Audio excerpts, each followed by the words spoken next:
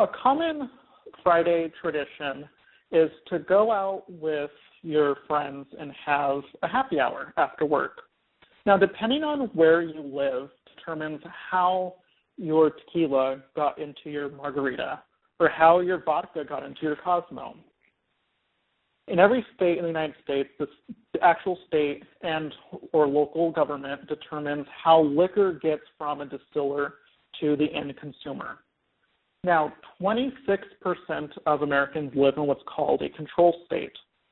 A control state is essentially a type of system on how liquor, say vodka, gets from a distiller to the end consumer. Control state has the setup of a distiller producing their, say, vodka and selling that to the state government. The state government then sells that product to the end consumer for consumption. The state can also sell that product to a restaurant in what's called the on-premise for consumption on the premise of the restaurant and ultimately gets to the consumer. Now, the federal government does play a role in this. They play a regulatory role through the Treasury Department as well as the Justice Department overlooking the transaction. And there's also a broker in the situation. The broker often represents the distiller's interest in that local market. Now, this is a map of the United States. The green being the states that are control states, and the blue being the states that are what's called an open state, kind of the opposite of a control state. In 2011, in November 2011, something historic happened in the great state of Washington. There was an initiative that essentially changed the color of the state from green to blue. Initiative 1183, which passed in 2011, made Washington the first state since the 21st Amendment, the end of prohibition in 1933, to go from a control state to an open state. There are currently 17 states and 2 counties in Maryland, Montgomery, and Worcester, that are a part of NABCO, which is the National Alcohol Beverage Control Association, the control states. And what 1183 did is kind of a testament to what's possible when a state goes from a control state to an open state in the liquor market. 1183 in the state of Washington changed many things. One of the first things it changed was the cost per bottle. So before 1183 in the wine and spirits market, for each individual bottle of, say, vodka, for a retailer that's going to sell it to state government, one bottle costs the same as buying one case. So if there was a $10 bottle and the case was 6 bottles in a case, the bottle cost would be the same, 10 and 10. The case would be $60.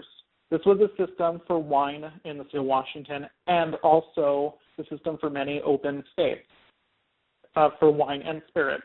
However, Initiative 1183 changed this for wine and created what's called quantity discounting. So now, if a retailer is purchasing a single bottle, they probably will pay more for that bottle than if they would purchase a whole entire case. So that $10 bottle can be discounted, say, for example, $1 off a bottle if you buy a case. So that 6-pack is not going to be $60. It could be less. It could be, if you use the example of $1 off, for $54 for that case. This started the trend in the state of warehousing. Now, warehousing is a concept that is not seen in all open markets, but it is in Washington state and a few others. Warehousing is where a customer, usually a bigger customer, such as Safeway, Kroger, Costco, these big names in the grocery and liquor industry, they have warehouses where they store a lot of their products. And they're able to now buy one truck of an individual product, an SKU, full of that one product, and are able to get a discount for buying in bulk. They then store the product themselves and ship that product out to their individual stores in order to sell it to the end consumer. Warehousing is something that was started with 1183 because there's an incentive by offering cheaper pricing, discounts by buying quantity. So besides the pricing structure that changed with discounting, the major things that Initiative 1183 did to the spirits market in the state of Washington was essentially go from a control state to an open state. Now, control state, if you remember, is the path that a spirit is going from distiller to consumer. Control state is going from a distiller to the state government. The state government is then selling it to a consumer or to a restaurant that sells to consumer to have on the premise. That is contrasted with an open state. An open state moves the state government to a regulatory role as well with the federal government. Most states are utilizing what's called a three-tier system. Now, the state of Washington had a three-tier system when it came to wine for many years. A three-tier system, as I mentioned, moves the state out of the distribution path and it goes into a regulatory role. The broker in that state, which in a control state represents the distiller, is replaced by a distributor. So let's use the example of vodka once again. Vodka is made by the distiller. The distiller then sells that vodka to a distributor. That distributor then sells the vodka to a retailer, and the retailer ultimately sells it to consumer, or whether it's on-premise as a restaurant or off-premise as a grocery store or liquor store. Now, a three-tier system is set up in a unique way that shifts responsibility and regulation in the open market. Liquor is a unique item that is controlled by multiple tiers, the federal government, state government, local government, and each member that participates in this economy has a unique understanding of what their role is. And in a three-tier system, it shifts a lot of that responsibility around. A distiller is not responsible for a distributor selling alcohol to an account that does not have a license, because it is the distributor's responsibility to sell to a retailer. As well as a distributor is not responsible for a retailer selling to an underage consumer, because it is the retailer's responsibility to ID everyone that is purchasing their products. That shift allows a focus within their execution and their specialization.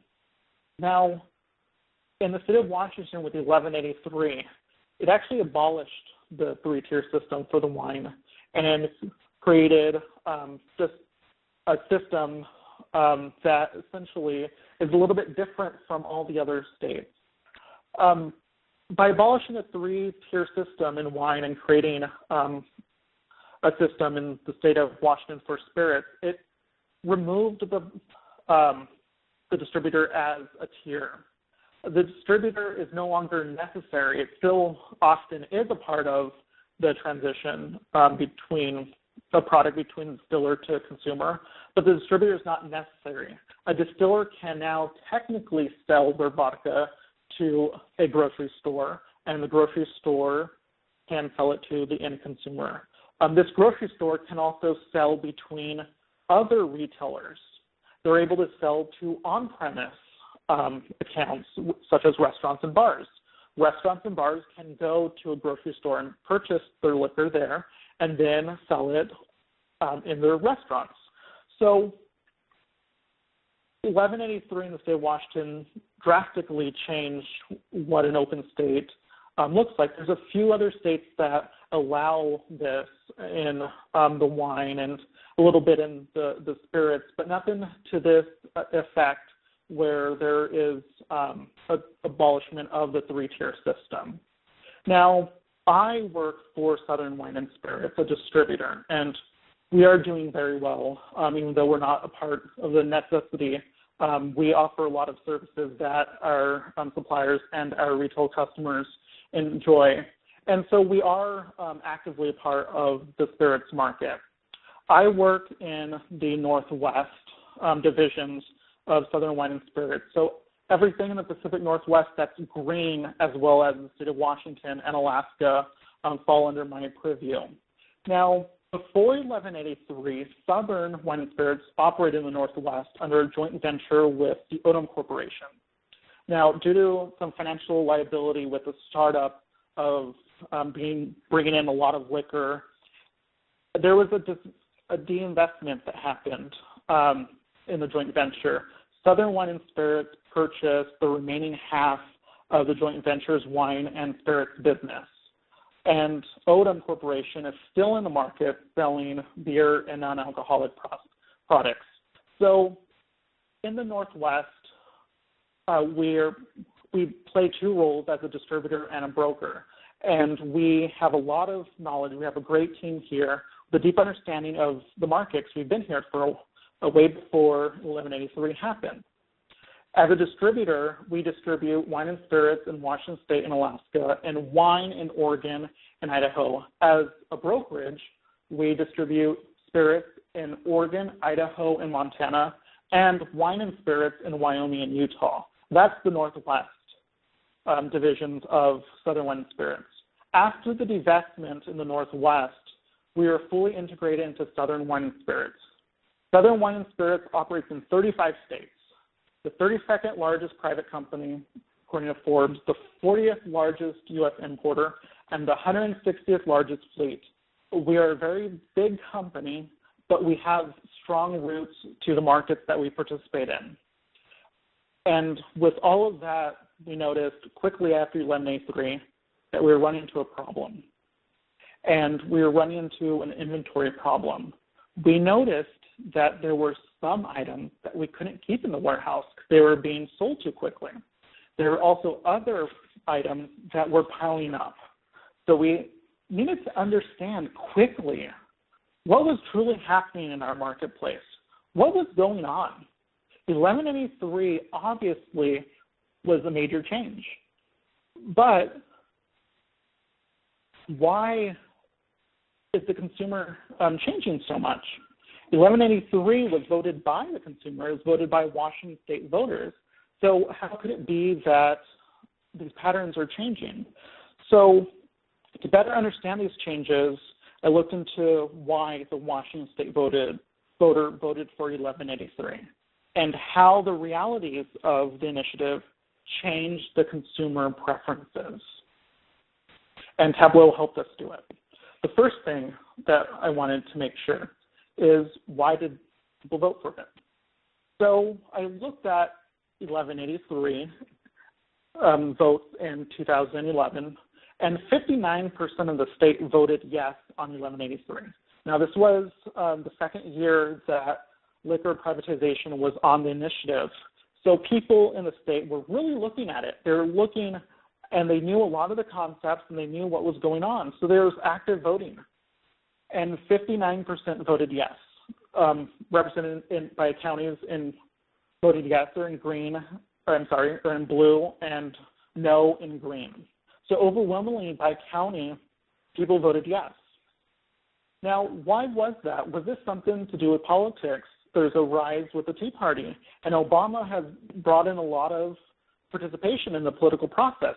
Was this something to do with a change in the political climate? And so the next year, we had a very strong governor's race. And looking at this map, the counties that voted for the Republican were in red, and for Democrat were in blue. Now, looking at it, you would think that Washington State was a very Republican state. However, the Democratic voter voted outbeat the Republican by 52%. And Seattle, which is the major city in Washington, is in King County, which is a blue state, causing the map to look this way. If you look at this, which summarizes kind of political ideology between Republican, Democrat, conservative, liberal, etc., and look at the map of 1183, the yes and no, there really isn't a correlation between the two. So clearly, this is not a political issue. There's something more to it. The voters are voting for 1183 for other reasons besides politics and what their perceived role of government should be. So let's take a look at that. When we decided to do this analysis and to better understand what's going on, after doing research, there were a couple things that came into light on why the voter in Washington State voted for overwhelmingly 59% yes on 1193. The first is revenue for the state. The state of Washington does not have an income tax. We're pretty lucky that we don't have an income tax. However, that means that our state government has to be collecting revenue another way, and that's through a sales tax. And so the sale of liquor is very important to the revenue stream of the state. And the state funds education, and the state funds a lot of our roads and have a lot of social programs. So it's very important to the Washington voter that we maintain that. The next idea that popped up was the concept of choices and convenience. This is interesting. So in a state store, in a state that is a controlled state, you have to go to a state store. And there's only so many state stores, and it's usually going out of your way to go and find a store. And once you get there, there are the items that the state wants to sell. The state decides what's sold in their stores, since they're their stores. The Washington state voter wanted more choices and more convenience. They wanted to be able to buy liquor at stores when they're shopping for groceries, as a part of their groceries. So this was a big deal. The next item are really about prices. The Washington state voter saw other states with an open market and saw their price structures. They saw that the bottle of gin that they were buying in Washington had a much lower price in the state of California or Arizona or Nevada. They were comparing our prices in the state with the prices of other states. And so the voter wanted lower prices. That was a big reason why they voted for it. So after figuring out what the state voters were thinking when they voted for 1183, how are we going to look at this and analyze these concepts to see if they had an effect with sales of liquor in the Washington state market, the overall preference of the Washington state consumer has changed, and why? Why is it changing? So there's two data sets that we can use. Southern Wine Spirits has internal data. We know what our sales are and how we're doing against different categories. But really, we want to know about the Washington state consumer. And there are other products that we do not represent in the state. So it's best to use market level data, data that covers the whole market. And there's two sets that were clear that we needed to use. The first is NABCA data, and that's the National Alcohol Beverage Control Association data. It's the sales data by transaction for state-run stores.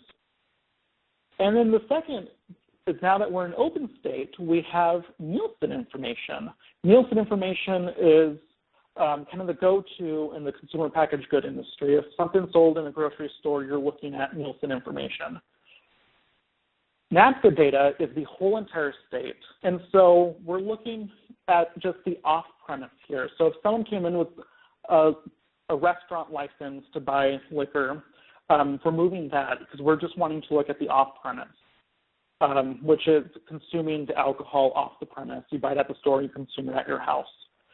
And Nielsen information is a sample of only grocery stores. So removing the on-premise from NABCA is very important to ensure that we're looking at data that ultimately the consumer is drinking at their house. So NABCA data is, once again, the whole state, 328 stores. Nielsen data is giving us a sample that lets us look into the over 1,500 total off-premise accounts. Now, we have two different data sets here, and they're completely different. The categories are the same. You have vodka in both. You have whiskey in both. The price, both have prices. It both has sizes of the bottles. And so since we're looking at two completely different data sets, one's a sample of grocery, the other one's the whole state. There's a total of items in both that are different. You really have to look at what's common between the two. And what's common between the two is share. Since we know each individual product in those, if we understand the share with what it represents within a category, we can compare that share within a different data set that totals a different number. So it's finding the common thing between the data sources, and Tableau is able to link those together and greatly show the differences between the two. So let's look at the first voter understanding of revenue. And to gauge public opinion, it's best to go to Twitter. Vote yes on 1183, 400 million in new state and local revenue over the next 6 years for vital public services. Vote today, #Washington. So how are they going to get $400 million in new state and local revenue over the next 6 years? Well, let's look at the off-premise tax structure. So that's the tax structure in place for the product that's going to be consumed outside of the place that you buy it, so at your house. If you buy it at the grocery store, you're consuming it at your house. In a control state, we had the state's margin, which just so happened to be 52%. And then on top of that, we have a sales tax, which is 20.5% sales tax. And then additional liter tax, a $3.7708 liter tax. And that totals into the shelf price. The price that you see on the shelf when you're about to buy your gin, and then that totals to your out-the-door price. That same price that you see on the shelf is what you pay at the cash register. However, this is contrasted with the tax structure in the open market now. We have our margin, and then we have the shelf price, the price that we see on the shelf when we're buying our gin. That has the same exact, after that it has the same exact 20.5% sales tax. And then we have the same liter tax, that $3.7708 liter tax, and that totals your out-the-door price.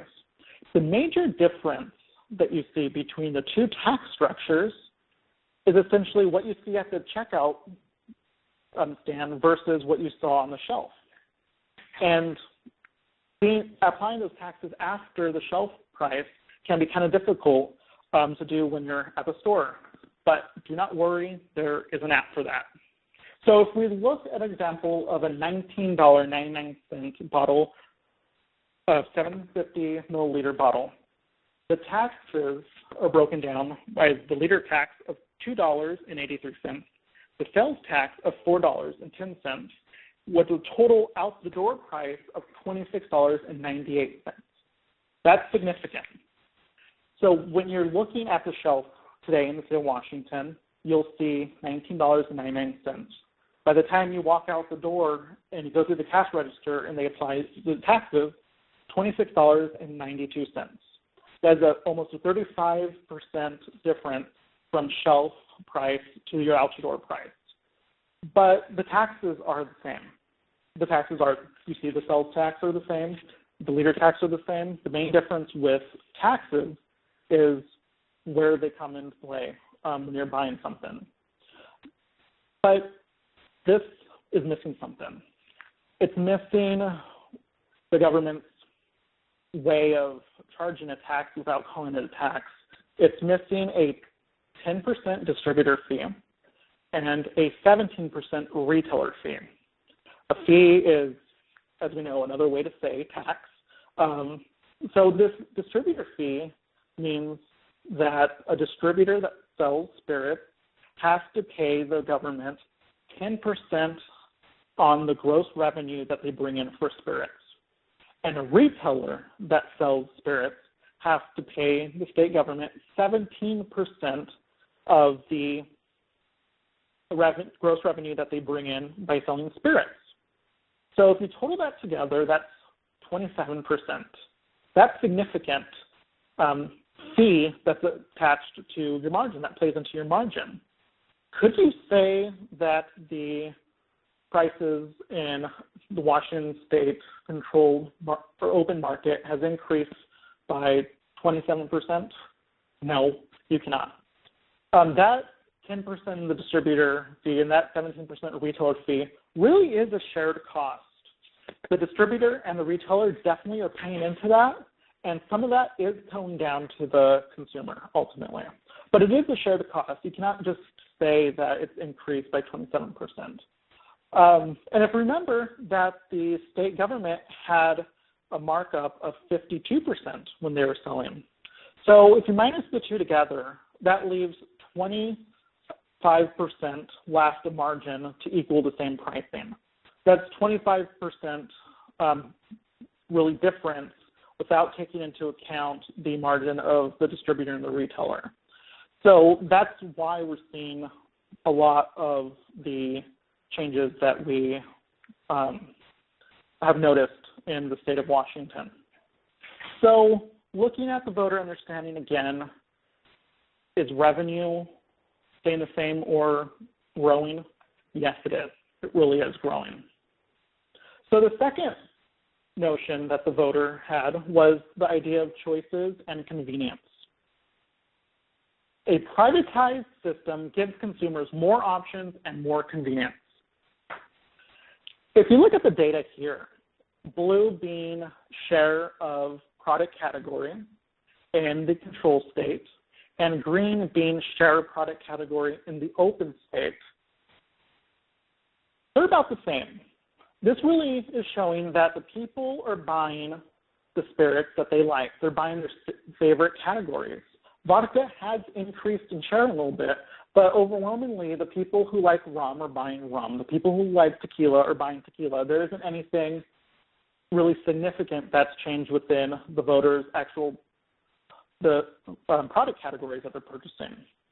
But what has drastically changed, which we see in this slide here, are bottle sizes. So this is looking at all spirit categories. On the left, we have the dollar volume share of the open market. On the right, we have that size category, in this case, share variance from open market to control market. All pricing in the following analysis are done before sales and leader tax. So what this is showing here is that the number one size in the Washington market is the 750 milliliters, the standard fifth at 67%. That size has grown in share by 16%. If you look at the half bottle, the 375, that has increased by 1%. And the big loser here is the bigger size, the 1.75 liter. It's at 29%, so it's still the second largest category, but it's lost its share by 17%. This really shows that the Washington state liquor consumer are buying smaller. They're buying smaller sizes. So looking at this idea, it really is a balancing act. Ideally, you would have all of the products that a consumer wanted on the shelves of the store. But realistically, with quantity discounting, you get a better price if you buy more of a particular item. And the limited shelf space that grocery stores have and liquor stores have, retailers are buying what the majority of their customers want to buy. Consumer is king. If the consumers want it, there's a market for it. And the retailers are just catering to the majority of the consumers. They're making the most happy. You can't make everybody happy. So looking at this voter understanding of choices and convenience, is this understanding correct? Sometimes. Sometimes it is correct. You can special order things.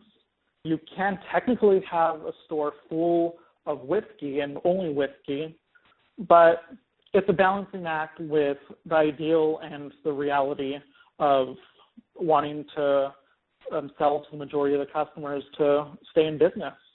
So sometimes this notion is correct. So what really is the driving force between the two markets? When we're a control state and the open state, we're seeing all of these items sitting on our shelves in our warehouse that we're not selling as quickly as we thought because they were popular in the control state. And we have all these items that we just can't keep in stock. What is the driving force? The main thing is the idea of prices. Nothing in I-1183 would drive up prices. This is from the Tri-City Herald, the newspaper. So how can this be if I just showed you this slide? It clearly shows that there are two fees, a 10% distributor fee and a 17% retailer fee now in the margin. Yes, the state had a 52% markup, but there's new fees associated with the market, so things are going to be different. Looking at price category, on the left, it's a $5 change with the very top being under $10 and the very bottom of the slide being over $40. You start noticing a pattern. The blue is showing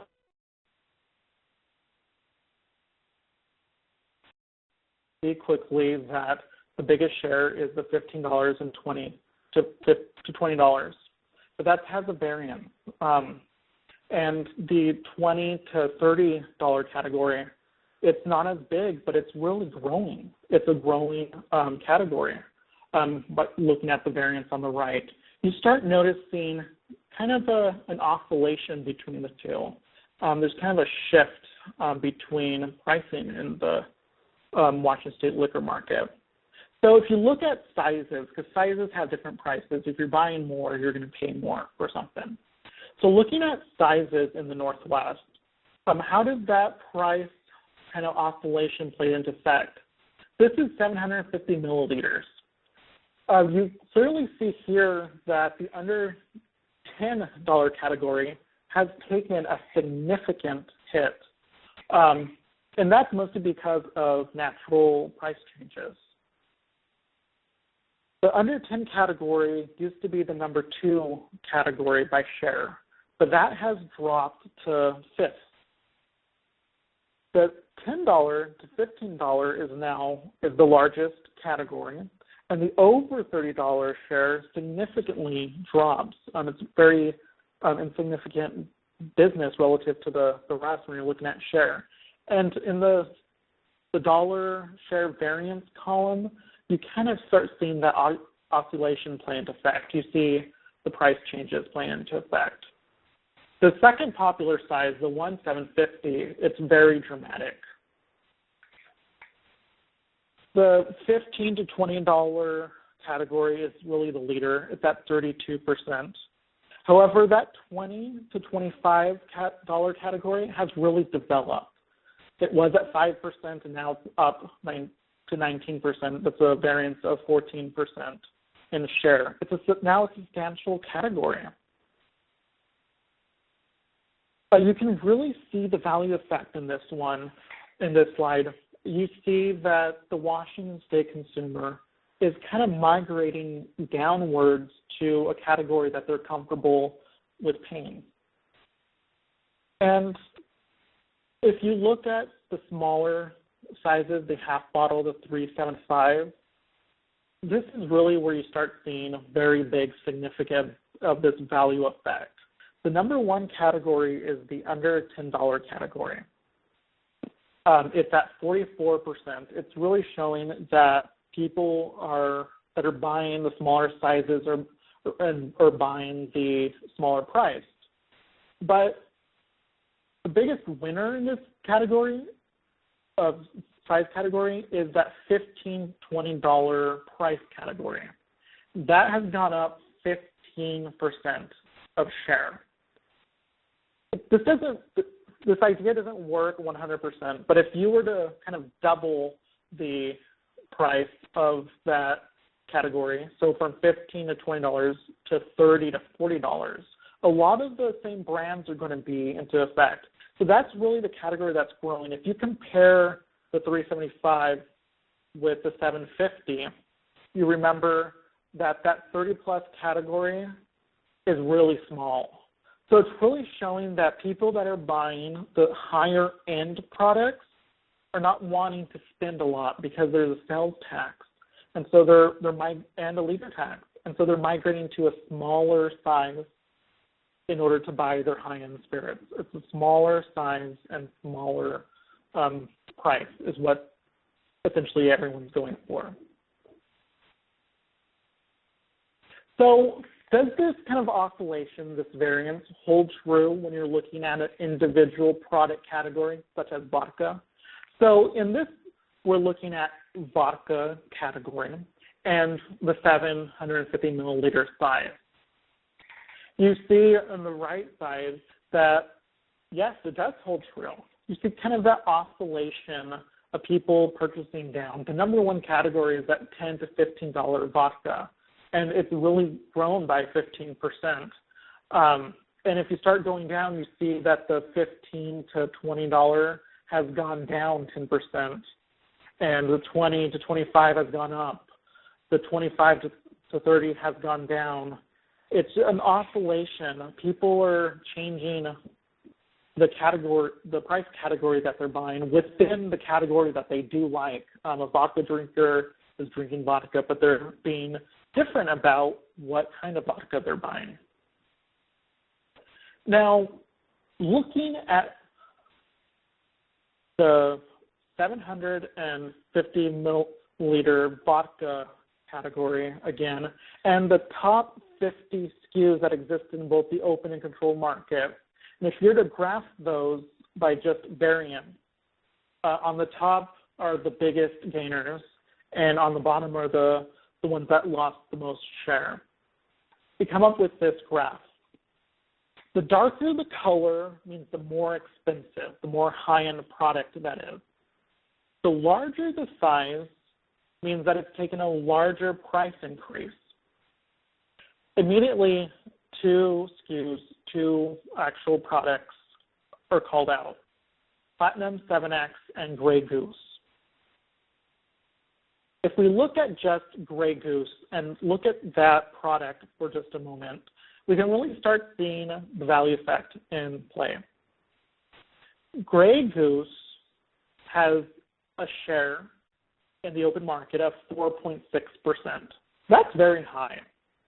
The number one SKU right now in the open market has a share of the vodka 750 milliliter share of 5.6%.